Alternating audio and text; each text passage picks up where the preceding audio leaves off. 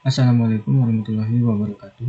Innal hamdalillah nahmaduhu wa nasta'inuhu wa nastaghfiruh wa na'udzu billahi min shururi anfusina wa min sayyiati a'malina. May yahdihillahu fala mudilla lahu wa may yudlil fala hadiya lahu. Asyhadu an la ilaha illallah wahdahu la syarika lahu wa asyhadu anna Muhammadan abduhu wa rasuluhu la nabiyya ba'da. Puji syukur atas kehadirat Allah Subhanahu wa taala yang telah memberikan rahmat dan nikmat kepada kita sehingga kita dapat menyaksikan video ini dalam keadaan sehat walafiat tanpa kekurangan suatu apapun. Salawat seiring salam tak lupa kita haturkan kepada junjungan kita Nabi Agung Nabi Muhammad Sallallahu Alaihi Wasallam, di mana berkat beliaulah kita terbebas dari zaman kebodohan, zaman kegelapan menuju zaman yang terang benderang, yakni agama Islam. Yang terhormat kepada dosen pengampu mata kuliah ilmu kalam, Pak Ali Kartawinata, dan kepada teman-teman yang saya banggakan. Kami dari kelompok 1 akan membawakan materi yang berjudul Jabariyah dan Qadariyah.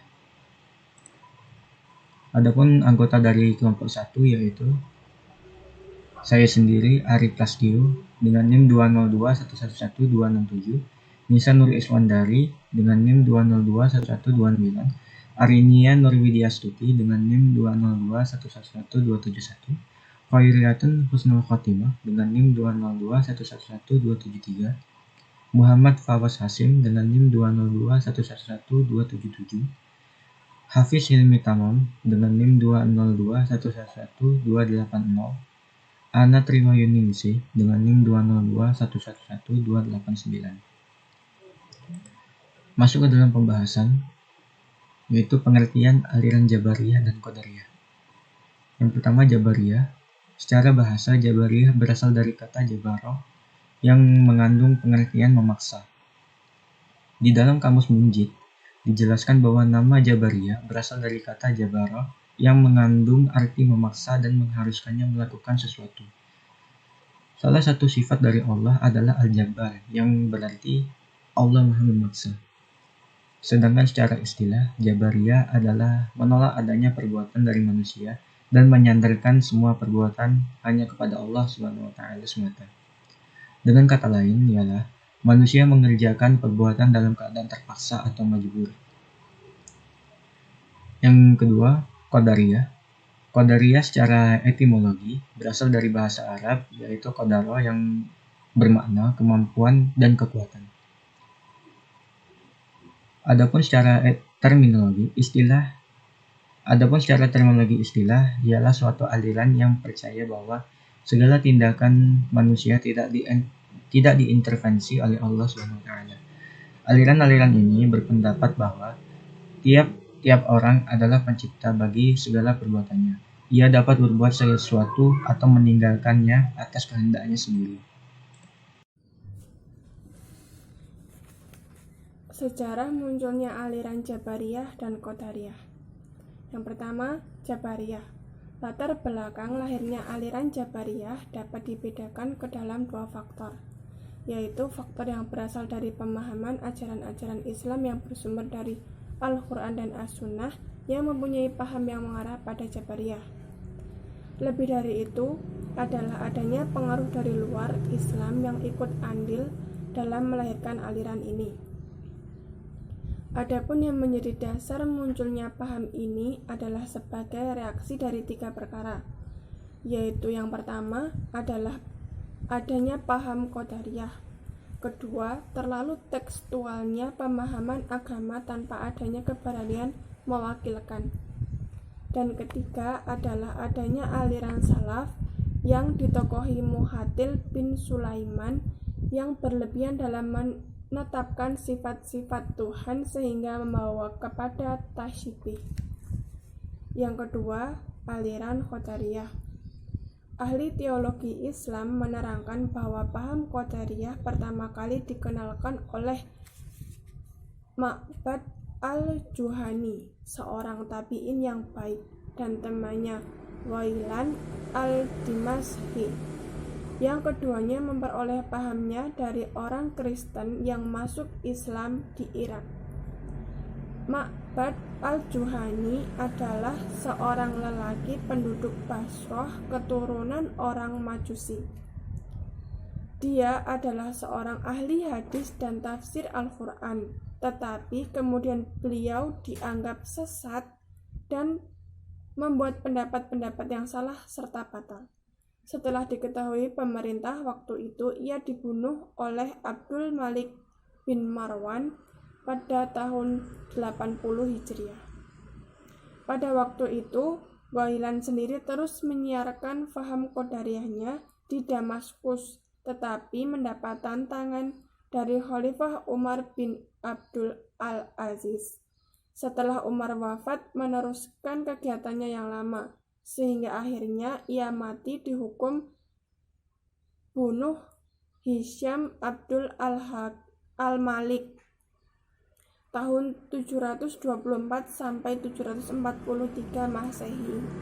Sebelum dijatuhi hukuman bunuh, diadakan perdebatan antara Ghailan dan Al-Auza'i yang dihadiri oleh Hashim sendiri. Ada perbedaan pendapat mengenai latar belakang kemunculan aliran Qadariyah, di antaranya 1. Harun Nasution. Kemunculan Qadariyah erat kaitannya dengan masalah perbuatan manusia. Manusia mempunyai kemerdekaan dan kebebasan dalam menentukan perjalanan hidupnya.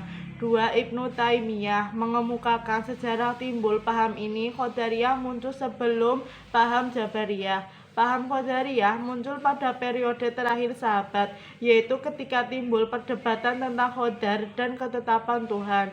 3. Ibnu Nabatah, seorang ahli penulis kitab Syahrul Uyun, mengatakan bahwa orang yang mula-mula mengembangkan paham Qadariyah adalah seorang penduduk Irak.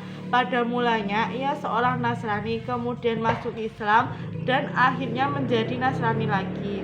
4. Abu Zahra, para ahli sejarah ilmu pemikiran Islam telah meneliti dan mengkaji lebih jauh mengenai siapakah yang pertama kali mengajarkan paham ini, di daerah mana timbul dan berkembang. Hanya saja pedoman umum yang dapat dijadikan pegangan bahwasanya Basra dan Iraklah tempat timbulnya dan berkembangnya paham Qadariyah.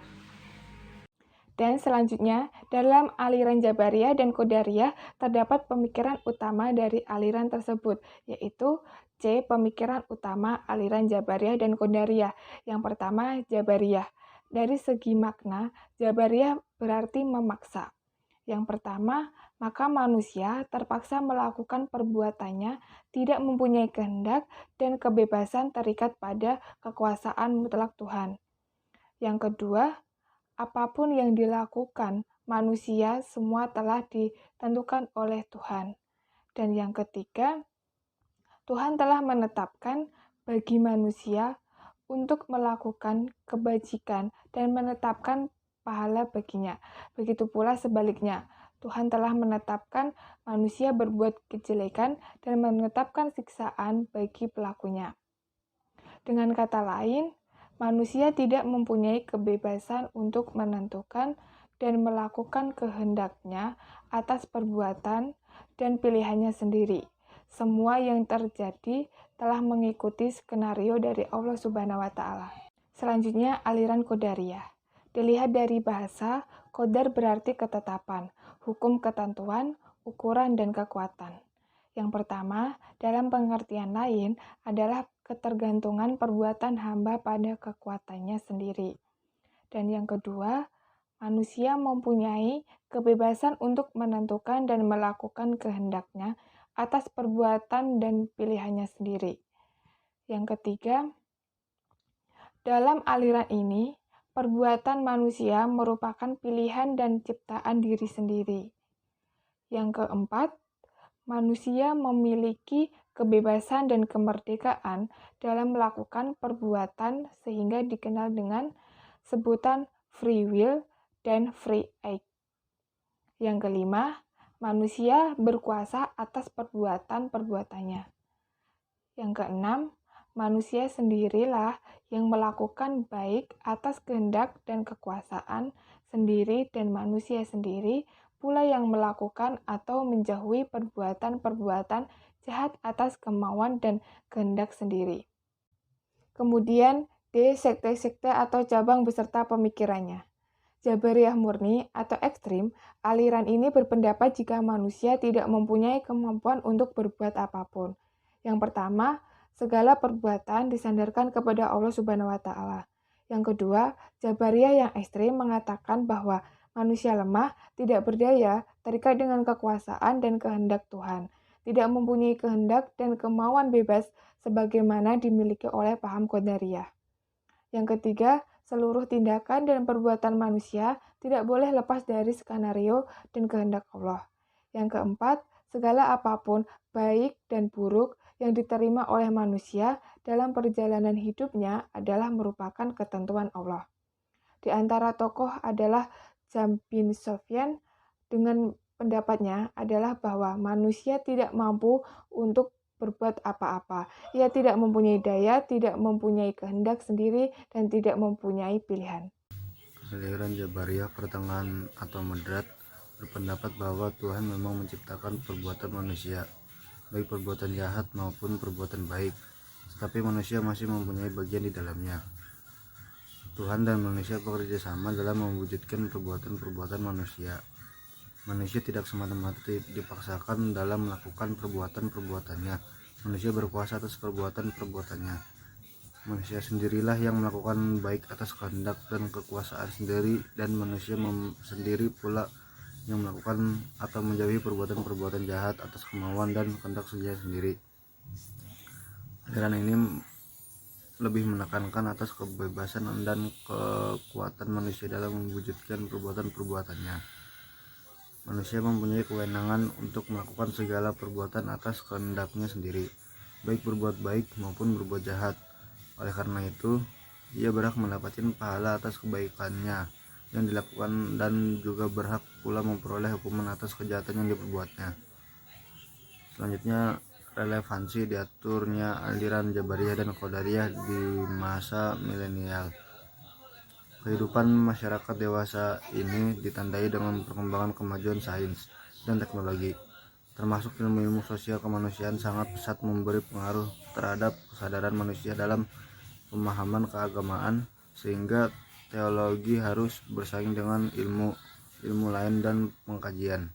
Peningkatan produktivitas tersebut diyakini oleh kelompok postmodernisme saat ini bisa dicapai dengan kekuatan optimistik akan kemampuan rasio atau akal, karena kekuatan akal yang dimiliki manusia dapat digunakan untuk 1. Memahami realitas, 2. Membangun ilmu pengetahuan, 3. Menentukan arah hidup dan perkembangan sejarah, 4. Memecahkan persoalan-persoalan ekonomi, 5. Mengendalikan sistem sosial, politik, budaya, dan lainnya.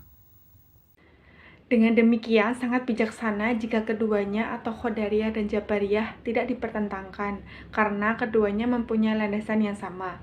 Akan tetapi, berusaha memadukan dengan memperhatikan ashab al-nuzul dari ayat yang dijadikan landasan untuk mengetahui maksud ayat tersebut, sehingga tidak terkesan hanya menjadikan ayat sebagai tameng suatu pendapat. Karena itu, implikasi paham Qadariyah dan Jabariyah dalam kehidupan sekarang adalah paham Qadariyah sebagai suatu dorongan untuk kreatif dan dinamis. Karena itulah tuntutan perkembangan dan kemajuan kehidupan dewasa ini, termasuk kehidupan umat Islam. Sementara paham Jabariyah dijadikan dasar untuk tidak lupa akan adanya kekuatan yang lebih tinggi, sehingga tidak takabur dan sombong dengan keberhasilan dicapai. Baiklah, sekian dari presentasi kelompok kami. Saya perwakilan dari kelompok 1 memohon maaf apabila terdapat kesalahan dalam penyampaian materi. Kurang lebihnya saya mohon maaf. Wassalamualaikum warahmatullahi wabarakatuh.